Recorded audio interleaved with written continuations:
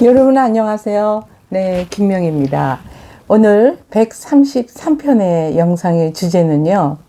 나의 이상형과 기질의 궁합은 다르다 라는 제목을 한번 붙여봤습니다. 저희 상담센터에 가족관계라든가 특히 부부관계에서 갈등이 있어서 찾아오시는 분들, 제가 처음에 오시면 성격 검사도 하고 그다음에 결혼 만족도라든가 그 부부의 어떤 정서적인 갈등에 대해서 검사하는 게 있어요. 근데 그 검사에서 제가 빠뜨리지 않는 게 기질 검사입니다. 근데 일반적으로 기질 검사를 하게 되면 그 부부 관계에서 또는 그 가족 관계 구성원들 간에 어떤 문제로 어떤 요인으로 인해서 갈등을 갖게 되는가, 이게 이제 대충 아웃라인이 잡히는데요. 일반적으로 제가 이제 짧은 시간에 해야 되기 때문에 핵심만 말씀드리면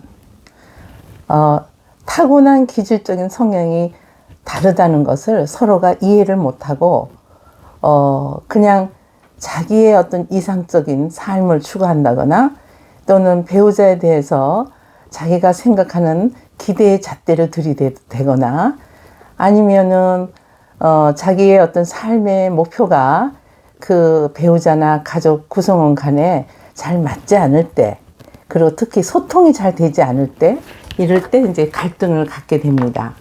그래서 오늘은 제가 지금 133편인데요.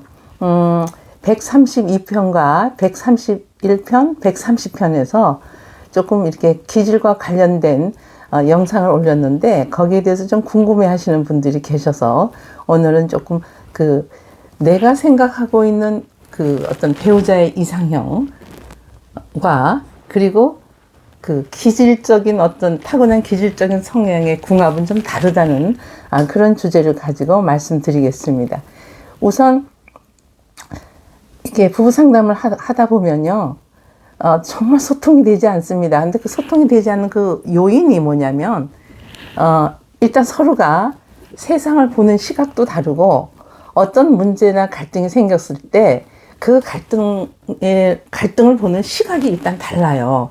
그리고, 문제를 보는 시각도 다르고, 문제를 해결하고자 하는 그 시각도 다르기 때문에 갈등을 갖는 거고, 그리고 이제 소통이 안 되는 것은 우선 첫째, 여성과 남성의 그 언어의 뇌 구조가 다르기 때문에 이제 그런 부분도 있죠. 그래서 좀 이렇게 노력하게 되면 조금 나아지긴 하는데 근본적으로 남성은 어떤 문제가 생기게 되면 그 문제를 일단은 바깥으로 표현하기보다는 이렇게 안으로 들어가는 성향이 있죠. 그래서 혼자 그 문제를 좀 해결하고자 하는 그런 성향으로 이제 진행이 된다면, 이제 여성분들은 그 언어가 남성보다 더 많이 발달되어 있기 때문에 감정을 좀 많이 표현하는 편입니다. 그런데 그 중에서도 그 말씀을 정서나 감정을 잘 표현하는 사람이 있는가 하면 또 이렇게 내성적으로 심사숙고하게 잘 표현하지 않는 사람도 있긴 합니다.